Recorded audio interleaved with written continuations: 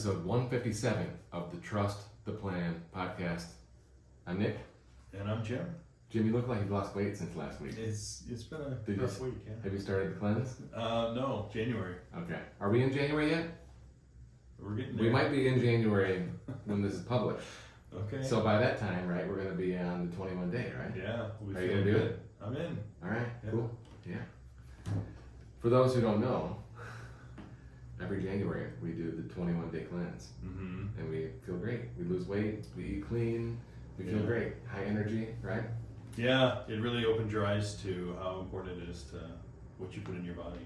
Yeah. Like this morning, I woke up feeling fine, but really compared to the optimized me waking up, I might as well, have a hangover for, you know what I mean? Like, you wake up feeling great, and you just don't realize how not well you feel when you're not putting good fuel in your mouth. Yeah. So, okay. What are we talking about today? Social Security optimization. We've never done this topic before, so I thought we should talk about Social Security. Right? We've maybe done it a lot of times. But the catalyst for this article was a Social Security article in Barron's talking about how many people miss out on cumulative benefits of over $182,000 over their lifetime in Social Security because of what? Early filing? They take it too early. Too early, Yeah. So, how does this work? Let's back up and say, you can take it at 62, but that's a 30% reduction from 67, which is, again, a reduction from 70 if you wanted to continue delaying. And really, it's an 8% per year reward for waiting. There is a break even to be considered, for sure. But if you're going to live, to life expectancy, we want to counsel you to defer and delay because you get more per month, right? You get a larger cumulative benefit, and it provides longevity insurance. Right. Okay. So, what is the challenge of delaying and deferring? Yeah, I mean that's the challenge is probably why a lot of people claim early, right? Because the challenge is how are we going to live until we get to 70? What money are we going to live on? Are we going to make our withdrawals out of our taxable account and pay more in taxes? Do we have a big TOD or trust account or joint account that we can live off of until we can turn on Social Security? So it's just making sure that you know and understand your cash flow situation, where that money would come from. Absolutely, and I want to piggyback on what you said. Where's the money going to come from? Is it a trust, taxable account, or an IRA maybe? And between 62 and 67, let's imagine that we're retired and we're deferring our social. There's one method is to have both the husband and the wife continue to defer. One method is to collect on the smaller and let the larger continue to defer. I like that personally because it's a way to hedge, against longevity, and also get some money now. But